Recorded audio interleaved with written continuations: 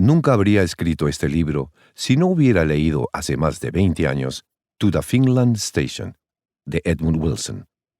Este fascinante ensayo relata la evolución de la idea socialista desde el instante en que el historiador francés Jules Michelet, intrigado por una cita,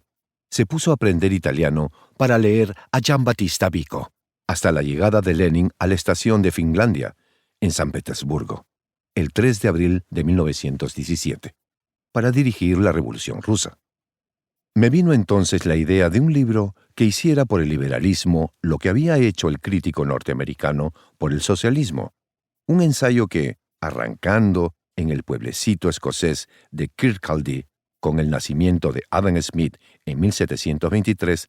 relatara la evolución de las ideas liberales a través de sus principales exponentes y los acontecimientos históricos y sociales que las hicieron expandirse por el mundo. Aunque lejos de aquel modelo, este es el remoto origen de la llamada de la tribu. No lo parece, pero se trata de un libro autobiográfico.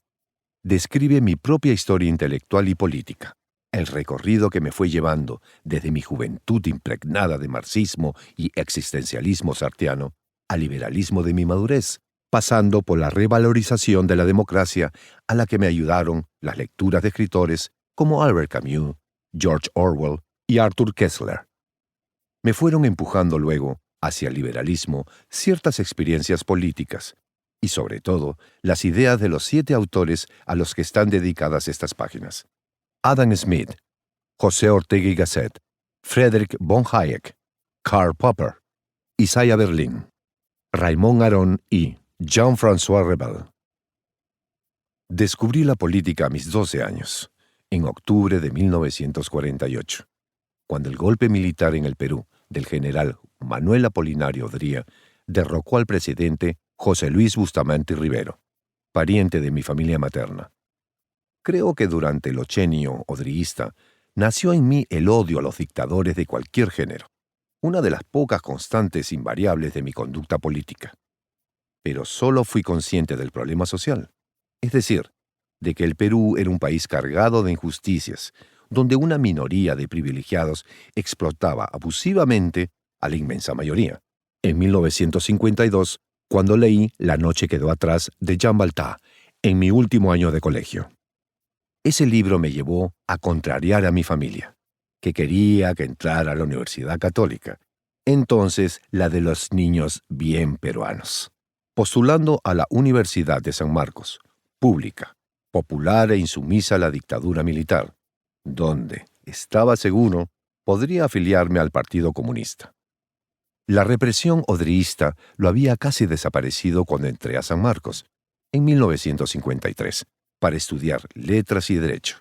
encarcelando, matando o mandando al exilio a sus dirigentes. Y el partido trataba de reconstruirse con el grupo Cahuide, del que fui militante por un año. Fue allí donde recibí mis primeras lecciones de marxismo, en unos grupos de estudio clandestinos, en los que leíamos a José Carlos Mariátegui, George Polistes,